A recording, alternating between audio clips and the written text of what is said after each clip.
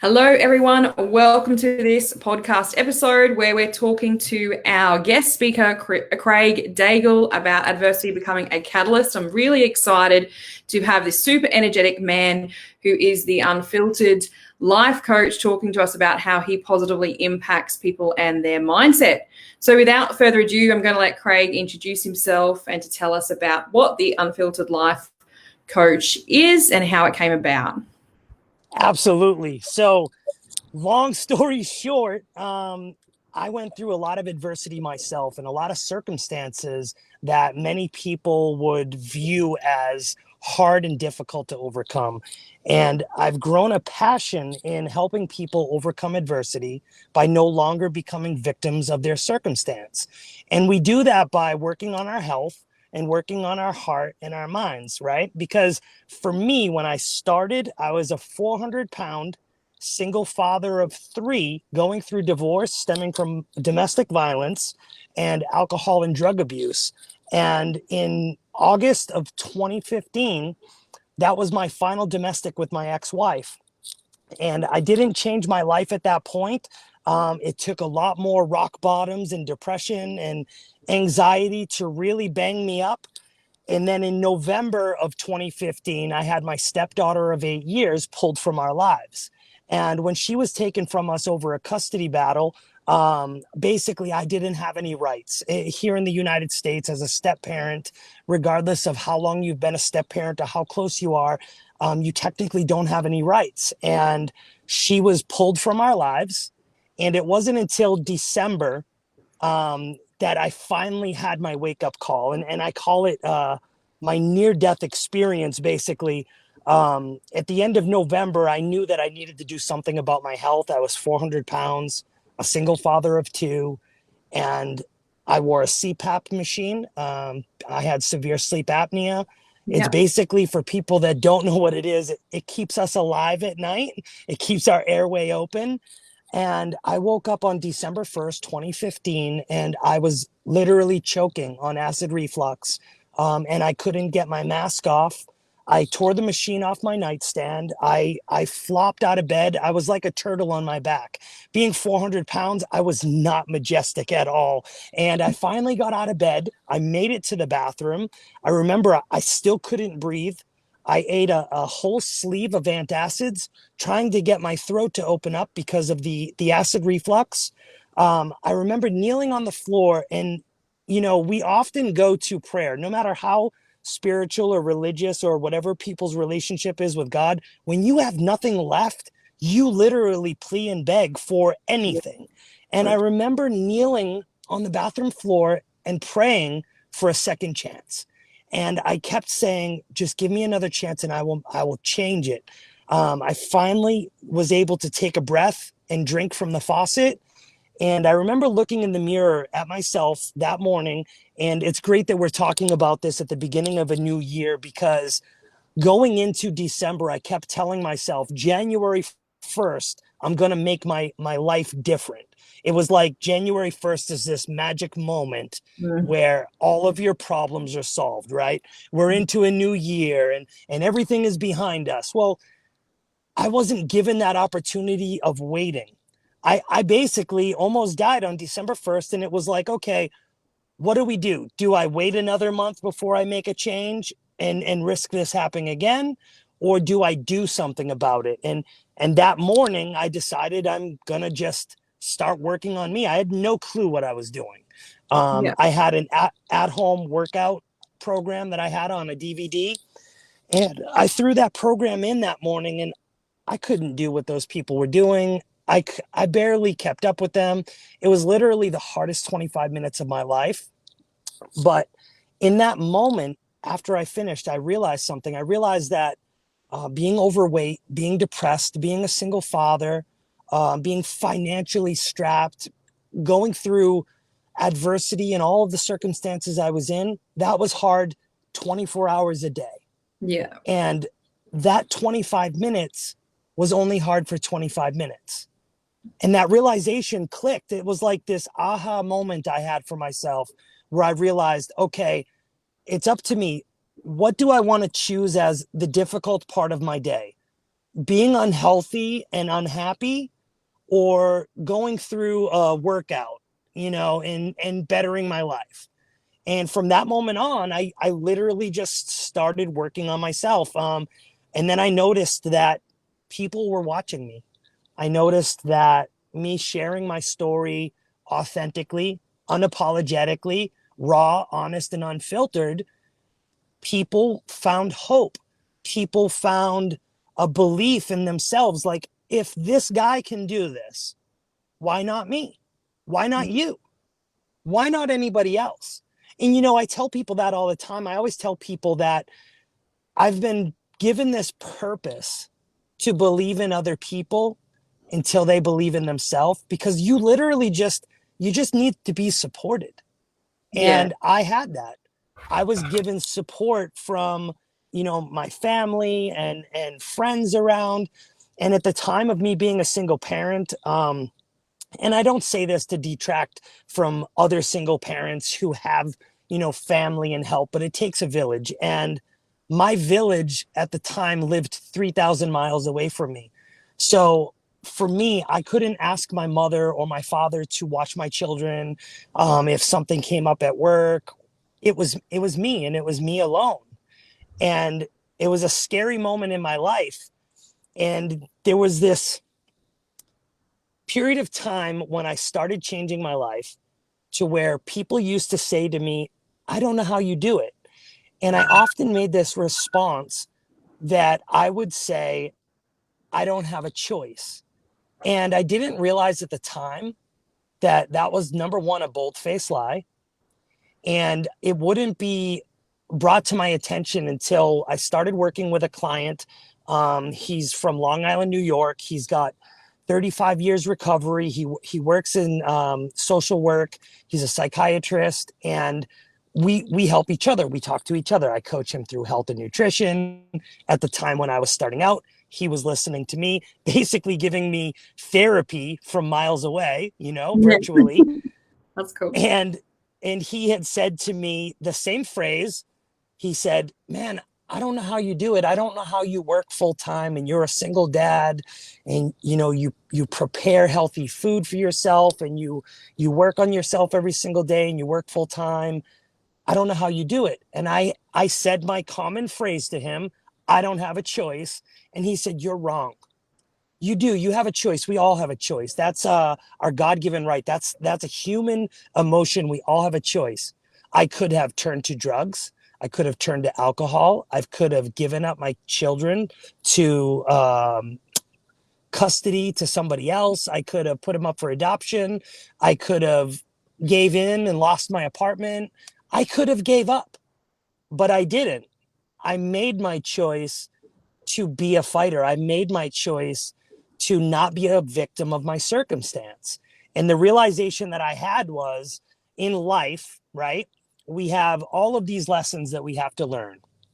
And you either learn the lesson, like in school, and pass the test, or Yeah. you retake it. You will constantly retake this lesson, right?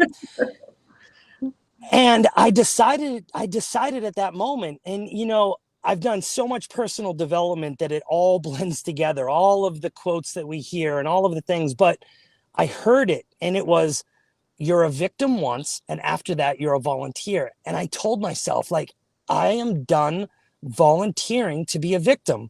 I am not a victim of domestic violence. I survived it. It's gone. I'm not in that anymore, right? That doesn't define who I am. That doesn't define me as a person. It doesn't define my life now. It helped mold me into who I am, but it's not who I am. Yeah. Just like the overweight me was not, it's not who I am, it's who I was. But it helped bring me to who I am, right? So it's all these realizations that came in, and I always try to remain a student. And I always tell my clients, I don't know everything. I merely speak from experience. I merely speak from things that I've learned. I speak from my mistakes that I've made in life, and I speak from my heart. And that's why I'm raw, honest, and unfiltered with things, because I strongly feel that not a lot of people talk about these things. Like, there's not a lot of men that talk about domestic violence from the other end. There's Yeah. not a lot of men that talk about, feeling ashamed of your body and feeling ashamed of your weight, So that's in short. I know that was long, but that's how I became who I am. And I always want to be learning. I always want to be growing, and sharing my mess as my message. Yeah. There's so many powerful things in what you've just shared there. So I'm going to just talk to a few of those things. I think the first massive one was choosing whether or not you're a victim of your circumstances, like repetitively, or whether you're going to make that clean cut stop and choose something else. And that power of choice is so incredibly powerful. um, how did you? I need to get it water. Sorry. You're good. You're good. How did you do that? So for me, I'm not a professional at it, okay? For 8 years, I lived in domestic violence and I continued to repeat these circumstances. I continued to victimize myself. I continued to accept what people were willing to give to me. Even after I started changing my life, I realized that I still had a lot of work to do. Um, the defining moment and the hardest thing that I ever did was this. And I feel that everybody in life needs to come to this realization. Everything that happens to you in your life is your own responsibility. Yeah. I taught my ex-wife what I was willing to put up with. I taught her how to treat me. I taught her what I was willing to endure. I taught her what I was willing to accept.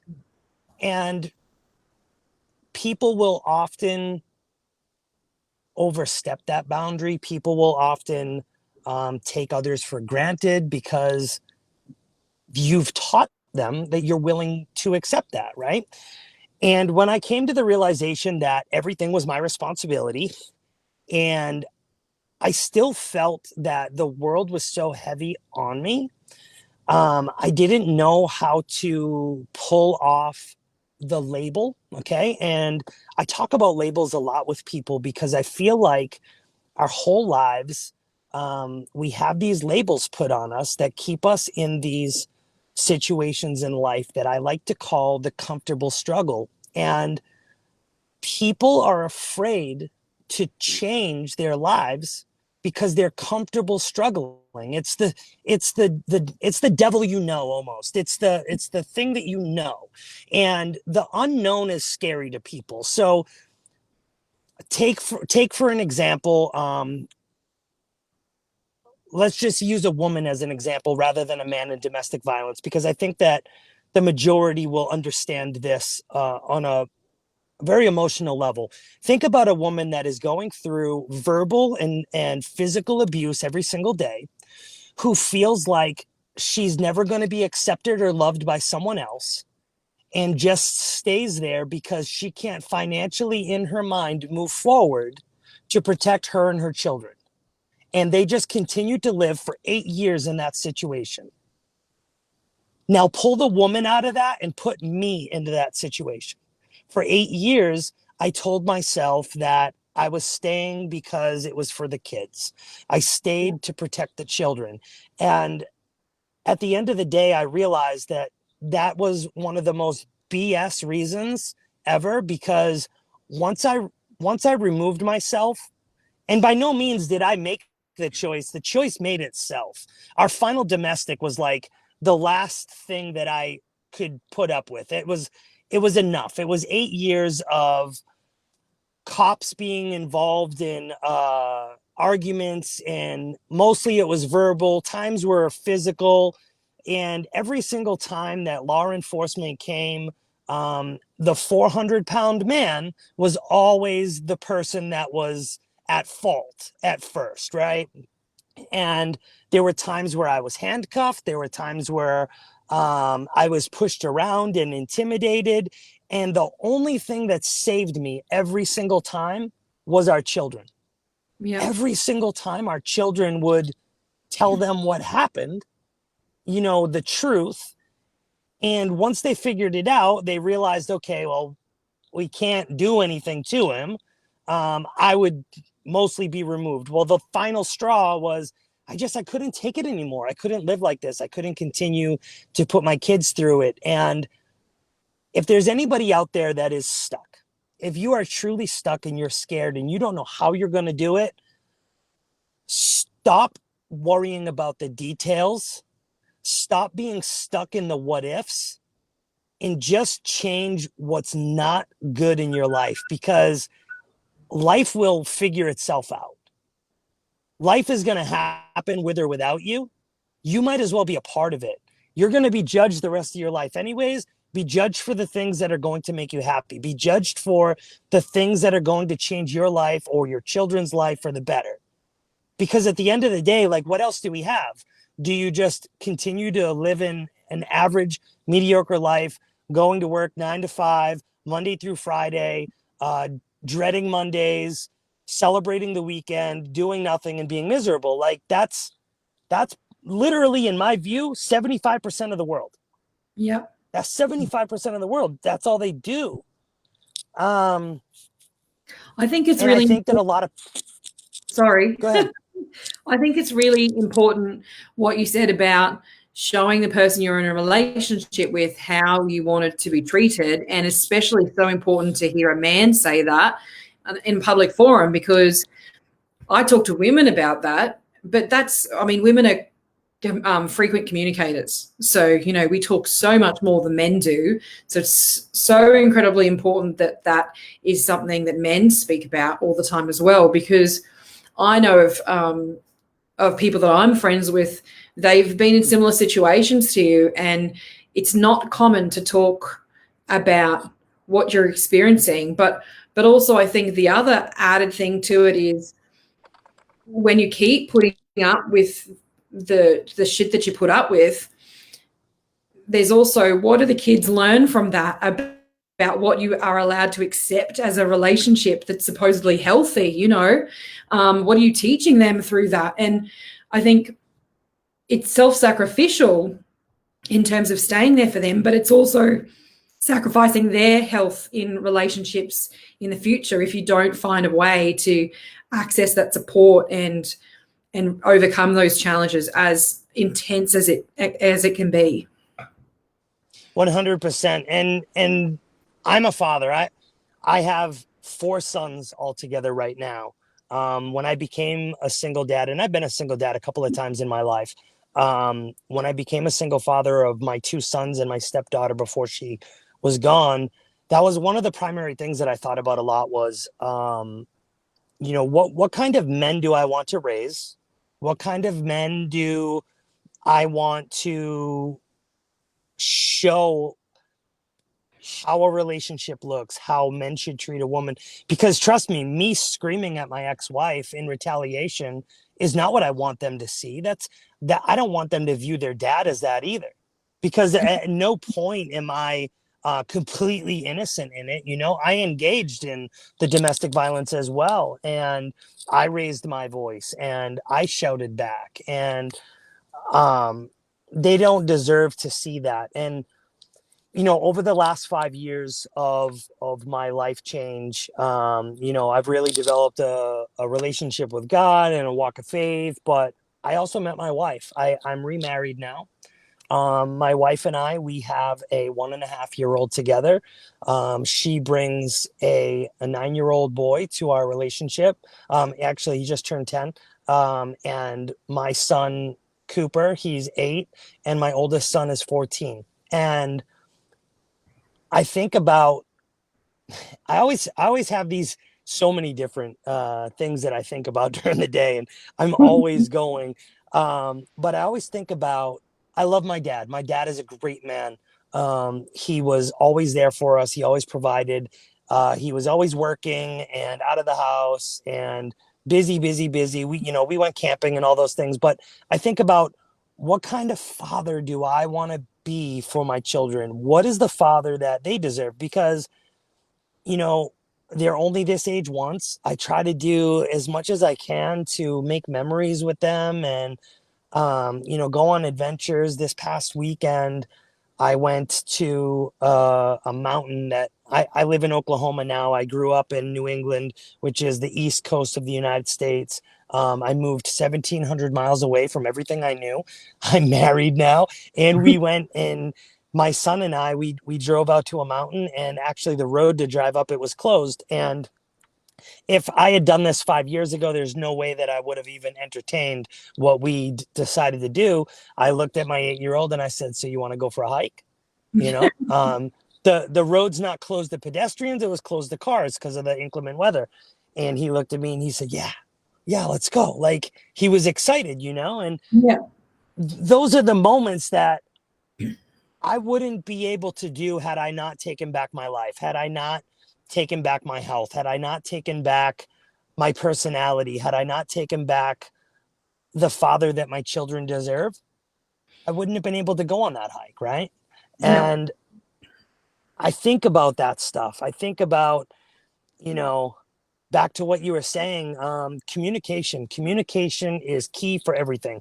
How you communicate being the leader you would follow, how you communicate being the coach that I would want to have, how I communicate being the father that my children deserve, how I communicate being the husband that my wife deserves.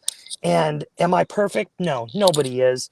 But I strive to always be a student, like I said earlier, and learn and try to do the best that I can to learn. And the way that you learn is through communication. It's by listening to each other and communicating what you need. And my wife tells me what she needs. My children tell me what they need, and I tell them what I have to give. Yeah, and I think what we were talking about before we came live kind of ties into that really nicely, because sometimes people don't, even ourselves, don't like hearing the truths that we, Oh, and so it becomes very confronting. So how do we overcome being confronted and just be able to absorb or be a sponge so that we can improve who we are? so every everything that people say to you, um, if it's negative, it has nothing to do with you and everything to do with them. But if it's honest and constructive and will help you, and I always tell people this when somebody gives you advice, right, Julia? This is the breakdown that I do. I take a good hard look at that person and I decide, is this person successful at anything? Is this someone who is happy? And is this someone who I would trade places with? Yeah. Would I trade places with them in life? And if I answered no to any of those, I'm not taking their advice, because I take advice, right, from people who share their experience honestly and authentically, not the highlight reel that we see on social media. You're not who you post to be, but you're who you supposed to be, right? I And love that. um and what I do is, um I often, have this perspective on the advice. And I know for me as a coach, it's sometimes hard because I usually want it more for other people than they want it for themselves. As I said to you before, it's my purpose and my passion to believe in people before they believe in themselves. And it's very hard to get somebody out of the darkness where I've been before, to get them to believe in themselves enough to make those changes or to accept constructive criticism. So there have been many times as a coach over the last 5 years where I've made people extremely angry at me to where they don't talk to me for months at a time. 99% of those clients are still working with me and have been very successful in their health, their nutrition, their weight loss, and their mindset. And the reason being is because what happens is you have a choice when you hear something that like really hurts you in your heart, like you're like offended almost.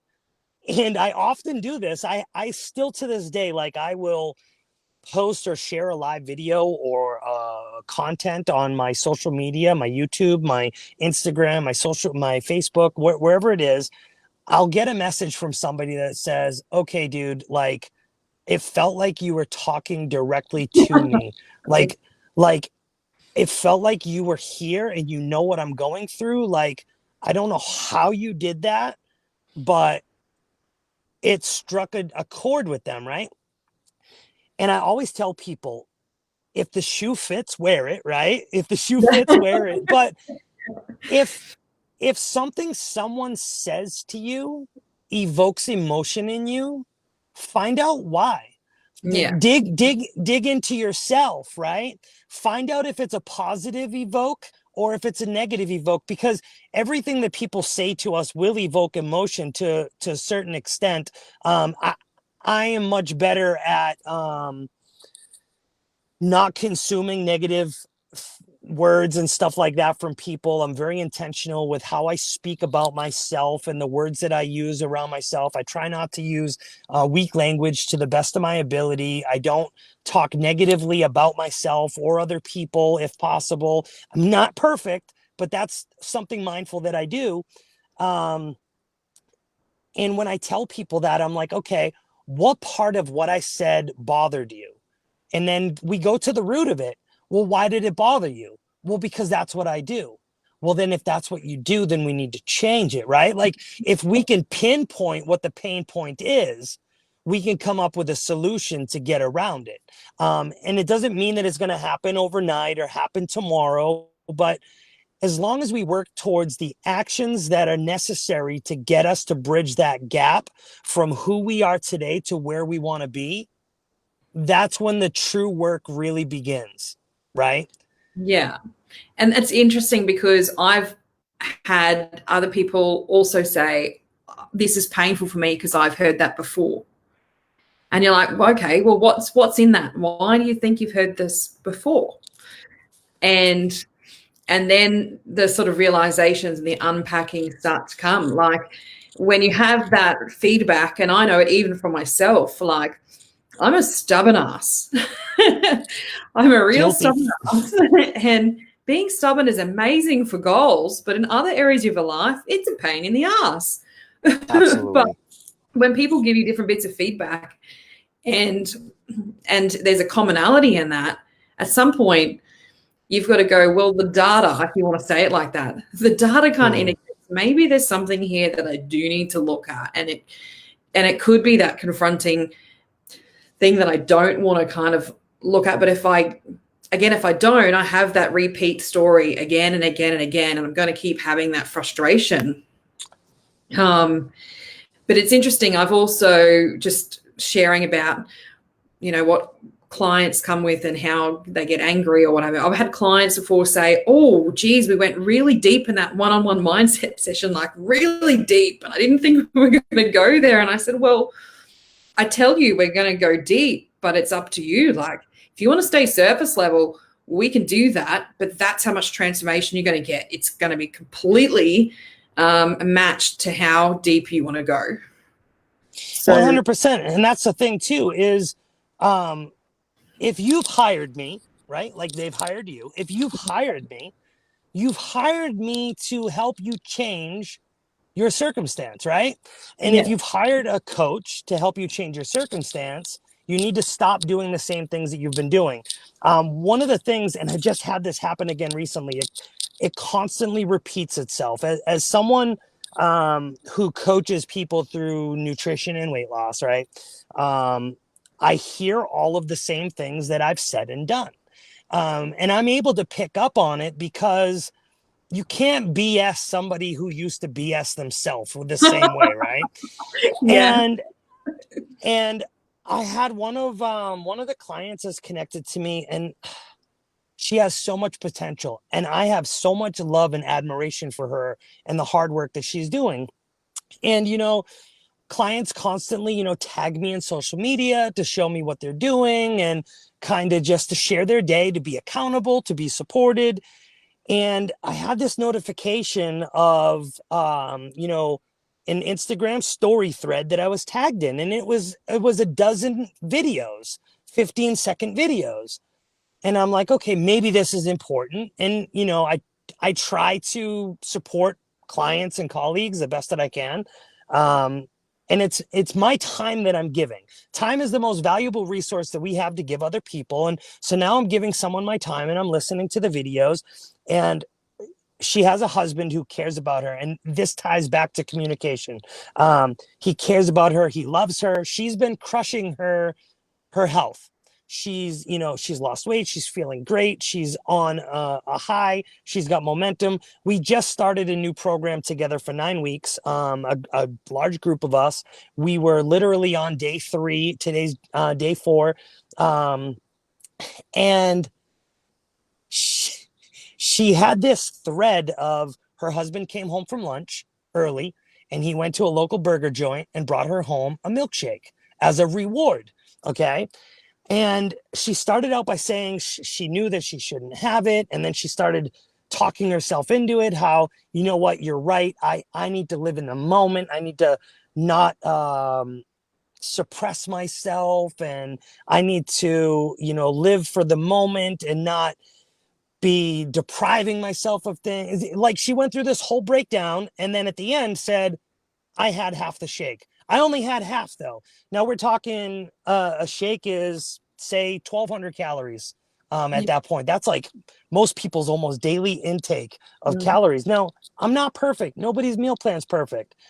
But when you ask somebody to help you change your life and you're training your body how to metabolize and burn food, it's not going to help. So I merely messaged her and I said, look, you need to communicate with your husband that like food can't be a reward.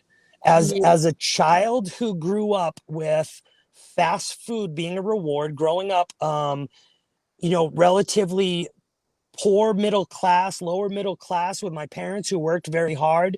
A treat for us was to go to the fast food joint and get the toy that came with the meal. And it was a prize, like a couple times a week. Like my mom was busy. She didn't know, she was a young mom. She's like, I'm just going to take them. They're going to get a burger, a fries, and a toy. Like, so food for me, it compounded itself. They didn't do it intentionally. I learned what caused my food addiction was treating food as a reward.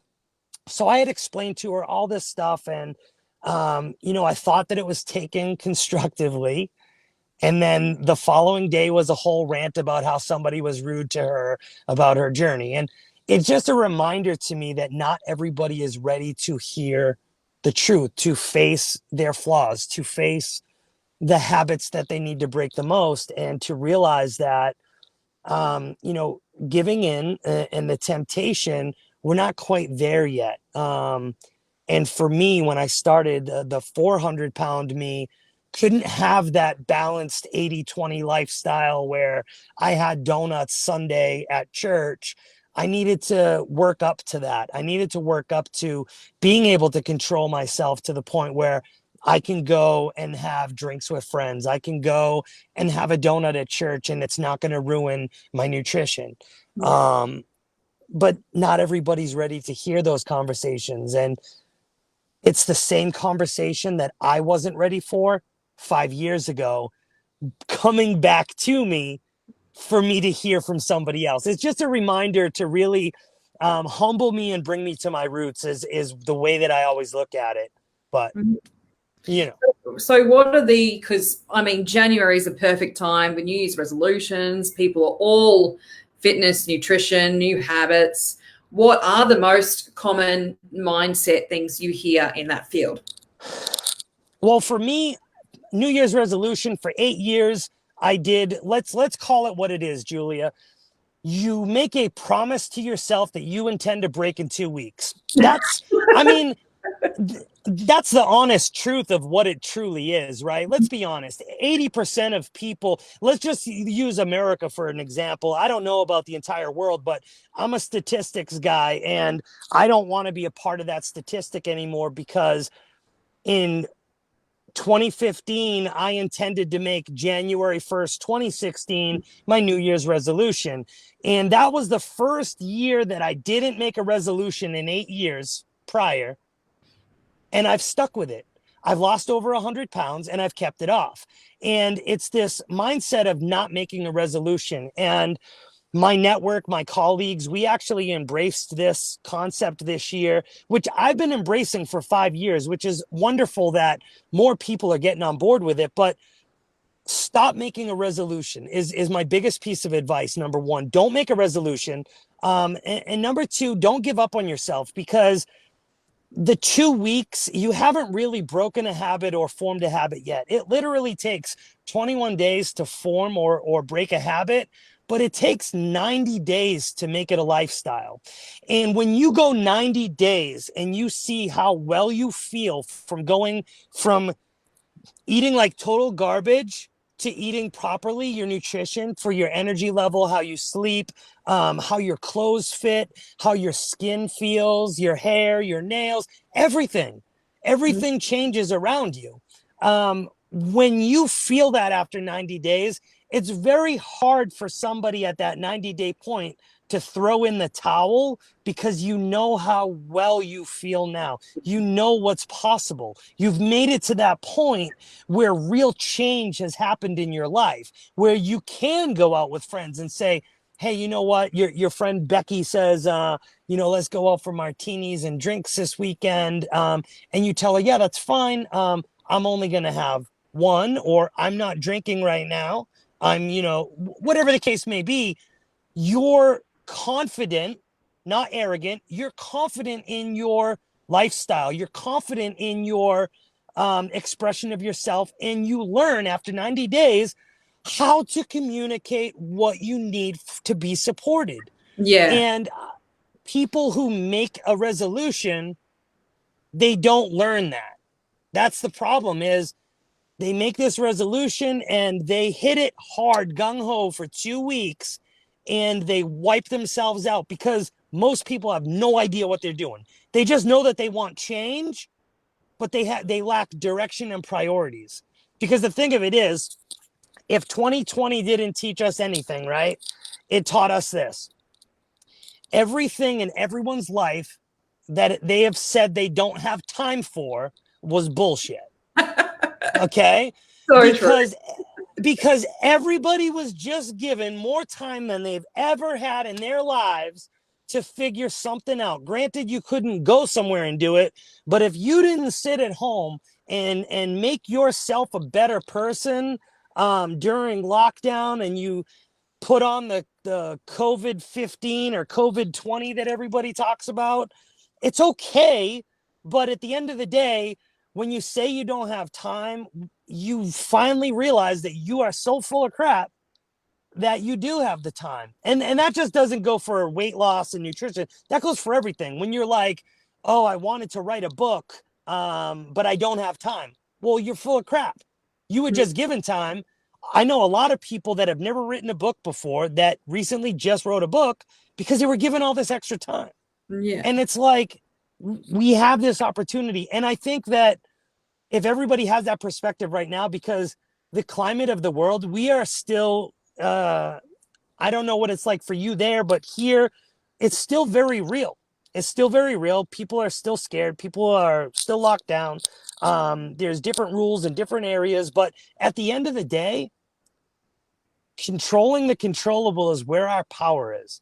You don't have control over these outside events. What you have control over is how you react, what you do for yourself, the habits you form, and what you're going to do about it. Because life is 10% what happens to you and 90% how you react to it. And it's up to you. It's your choice. Like, are you going to view it negatively or positively? Yeah, definitely. It's interesting because I knew that this year I'd be more sedentary. Like in Queensland, we've had really hard border closures, but essentially we could still move around a lot. So it hasn't really felt like, for me, there's been much of a change. So we've been lucky in that regard. But knowing that I will be having much more time because I'm not back like last year, the last 6 months, I went back into teaching. I have so much more time in my schedule this year to write my book, to do more workouts, to do so many different things. And I knew though that the perception that business needed to come as the number one priority would infiltrate my mind. So I was like, you know what, I need to set a target on how many steps I'm going to do, because I remember last year when I had just work on the weekend, I looked down at my Fitbit and I'm like, 1,000 steps. That's all I've done all day. That's because I've sat like here doing stuff at my desk. I went, I don't want to do that. I'm going to just not be happy at how I'm going to look at myself in the mirror in a while. So it's been pretty rainy and crappy weather, which is a classic excuse for people not moving their body, the weather. And Absolutely. I got up the other day and I was like, you know what? I could just not. And then I remember feeling like when I come back from that walk, I feel so good. And I think people don't wire their mind to think about how it feels when it's done. They think about how they feel before it's done. And so they're not quite set themselves up for the success. They're setting themselves up for derailing themselves already. 100%, Julia. And you know what got me through everything that I went through was physically moving my body. You know, workouts, and you know, time. We don't lack the time. We lack discipline. We lack priorities. We lack drive. We lack determination. It's not motivation, because I personally, and people can argue with me all they want, they'll never change my mind. I think motivation is BS. I think motivation literally will only get you started. What really gets you going is direction, priorities, discipline. But the thing of it is when I was the most depressed and anxious, going through court, going through domestic violence, divorce, custody cases, criminal cases stemming from the domestic violence, and probably the hardest year of my life, when I was working out or exercising to any extent, that was 30 minutes that got my mind off of all of those other things. It was 30 minutes that I could focus on cursing out my trainer. It was 30 minutes that I could get off of, you know, just concentrating on not dying in a cardio workout. But no, it was 30 minutes where it took the focus off of all of the bad things in my life. And it's great that you mentioned the feeling. I mean, it's been known, it's been proven through science and everything that physical exercise releases the proper hormones in your body for you to feel accomplished, for you to feel better, for you to feel happier, for you to get through those sad, depressing times. And I work with a lot of people that battle depression and anxiety, and the thing that literally gets them out of it is fighting the depression that keeps them from doing it and actually just doing it. Because once it's done, they're like, I feel so good that I got it done. I mean, it didn't solve all my problems. My problems are still there on the other side of the 30 minutes. But you know what? It was 30 minutes that I didn't have to worry about anything. It's 30 minutes that I wasn't stressed out, you know? I think that's so powerful for millennials and young children too, because they're so focused on, you know, I can't do this right now. Everything's too overwhelming, or even anxious people. Everything's too overwhelming. I just can't do it. But they're like a mindful workout, if you want to word it like that, is that exactly what you described, like giving yourself space away from the thing that is just bogging you down. And it feels like, I know working with teenagers, like I did again last year for a bit, you know, they kind of don't have that knowledge that there is that space where when you focus on something else, it doesn't even need to be a workout. It could be reading a book. It could be kicking the football around, whatever. It's so great for you just to relax and just to get out of that space where everything is just dread and stress and whatever else it may be. Absolutely. I couldn't agree more. And, you know, it's really something that we as adults, if we collectively were more mindful about teaching our sons, our daughters, our um, the youth around us in our lives, some of these things, because you know I was taught something the other day, and the way that it was explained to me was really good, because I've been all three of these people, and I've been sharing this a lot with friends and on other podcasts that I've spoken on recently, because I think that a lot of people can relate to this. There's three types of people in the world, okay, and I've been all three, so that's why I'm comfortable speaking on it, right? The first person are dumb people. There are dumb people, and dumb people are people that they make mistakes and they continue to repeat them, and they repeat the same mistakes over again. They never learn their lesson. They're the people that are constantly in trouble in their life, or constantly living. They're your friend that talks about how they can never find the right guy, or they're the ones that always welcome the wrong situation. They never learn their lesson, right? Yeah. And then there's smart people. Smart people are the people that they make a mistake, but they learn from it. It doesn't mean that they won't make another mistake, because they will, but they learn from the mistakes and they move forward. They learn how to adapt. They're smart about their environment. They're smart about how it changes, and the way that it works, and the ebbs and the flows, and they grow from that stuff, right? And then there's the wise people, and wise people are like you. Wise people are people who learn from other people's mistakes. They're people that don't make a mistake because they've seen what someone else has done, or they've heard the story from another wise person who's experienced that mistake, and we learn together. And experience is best learned secondhand.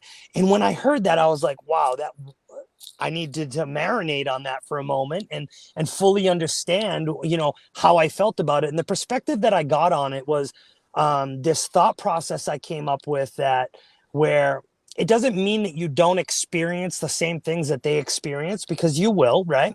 What it means is, like, say for instance, you wanted to go skydiving, but you wanted to do some research on skydiving, so you would ask someone who has done it before, and you would learn from their experience, right? So that it would make your experience better. And I was like, wow, my whole life has just changed now from this mere thought process of dumb people, smart people, and wise people. It's like the whole concept, like, well, I know when I first started business, it was, you don't need almost like you don't need a mentor or coach if you know what you're doing. And I was like, really? Like, when I was a young girl, my main goal was to be a professional soccer player. And I worked my ass off for it. And it consumed me to no end. But in that, you would not be like, yeah, I'm going to be a professional soccer player and just kick the ball around and never talk to a coach, or never try out for a team, or never, like, you just wouldn't do it. And so it was so weird to me. I mean, my family is not a business background family. It was so weird to me hearing this still, because I was like, what do you mean? That doesn't make sense. And I was talking to, because I either talk to a counselor, psychologist, or a coach on a regular basis, is like my self-care for me. And we were talking about this the other day, and I'm full on crying with her, going, I'm learning all this stuff and it's amazing. And I said to her, I'm sorry, but I just don't think I'm a coach that doesn't cry or get upset or all this kind of stuff. I just think that's crap. And she was like, oh, that's so refreshing, because we don't have that all the time. And 100%.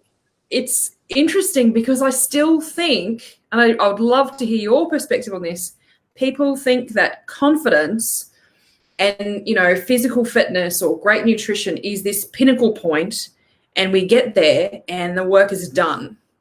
Why do you think that's the case? I think there's a number of different reasons, but one of the main reasons is because as human beings, we want an instant gratification mindset that we have.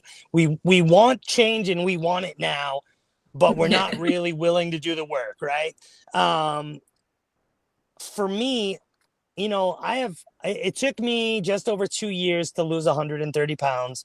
I've been doing this for 5 years now. So I've maintained over 100-pound weight loss for 5 years. But every day is a struggle. The inner fat kid in me still wants to eat those old foods. The thing is, and I'm a former smoker too. So I always related to that to people. I used to smoke cigarettes. I don't anymore. I think about them all the time. I just don't smoke. It's not who I am anymore. So I often just remind myself that you're not a smoker. I know that you think that you are or were or whatever the case may be, but I just don't. And I think that a lot of times, back to what I said earlier, people on social media who share who they post to be and these highlight reels, it gives people this false sense of, success when you do XYZ. And I think success is measured in many different ways. I was successful long before I lost 100 pounds. I was successful as a single parent.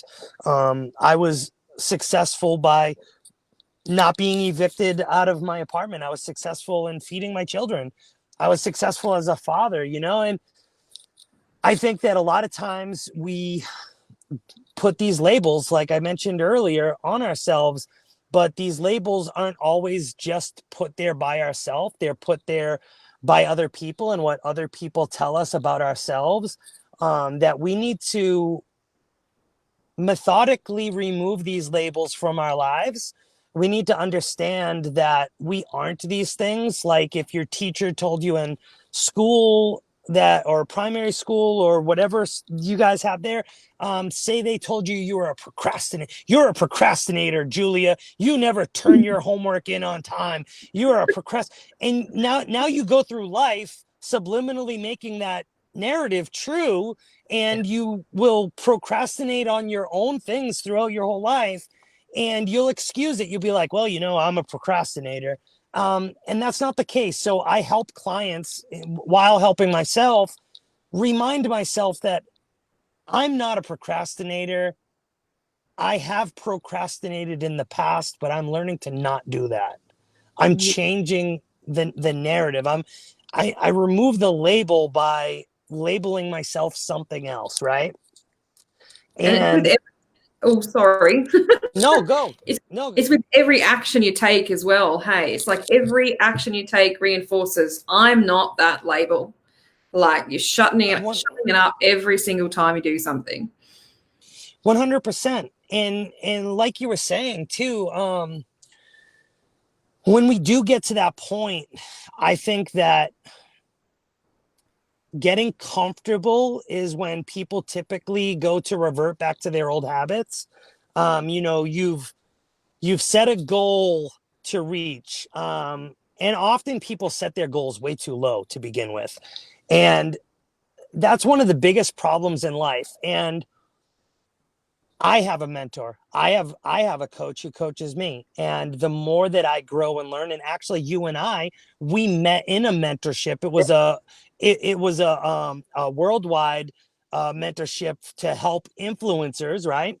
And it was a summit for us to Guys, mastermind and come together to make each other better, right?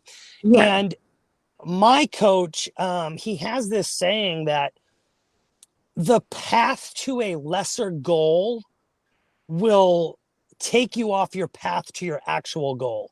So when you set your goal, your high goal, um, you're willing to get distracted by accepting this lesser goal because it was successful, but it keeps you from going to where you wanted to go. It takes you off of your path, right?